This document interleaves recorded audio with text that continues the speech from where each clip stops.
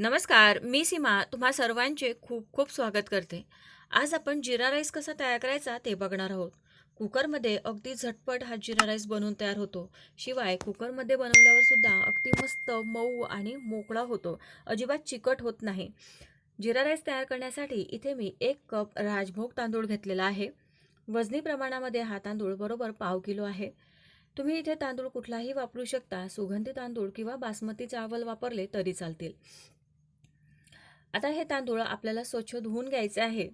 धुतल्यानंतर तांदूळ आपल्याला भिजत घालण्याची गरज नाही, फक्त धुवून घ्यायचे आहेत.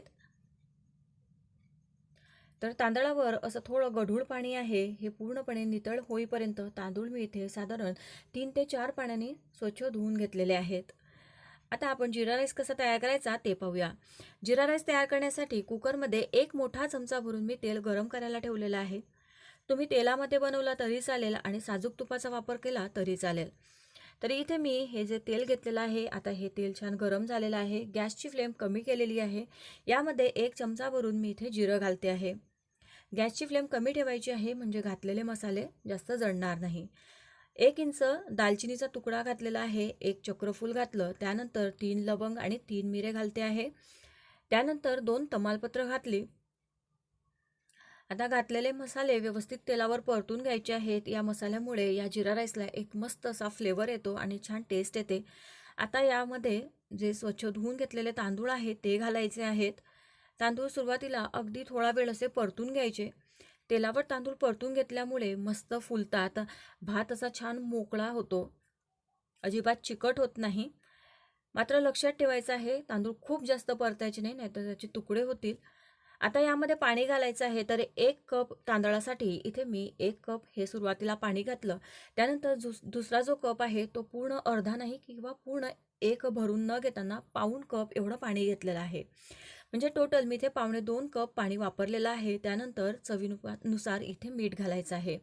कुकरमध्ये बनवतोय त्यामुळे खूप जास्त पाणी घालायचं नाही. एवढ्या पाण्यामध्ये हा भात अगदी मस्त असा मऊ होतो, मोकळा होतो. मीठ घातल्यानंतर व्यवस्थित असं हलवून घ्यायचं आहे. त्यानंतर आता इथे आपण कुकरचं झाकण लावणार आहोत. तर इथे कुकरचं झाकण लावायचं आहे. सुरुवातीलाच गॅसची फ्लेम फुल ठेवायची नाही, नाहीतर जे पाणी आहे ते कुकरमधून ओतू जातं आणि मध्ये भात कच्चा राहतो. तर इथे आता मी 2 शिट्ट्या घेतलेल्या आहे. कुकर पूर्णपणे गार झाल्यानंतर भात कसा तयार झाला ते पाहूया.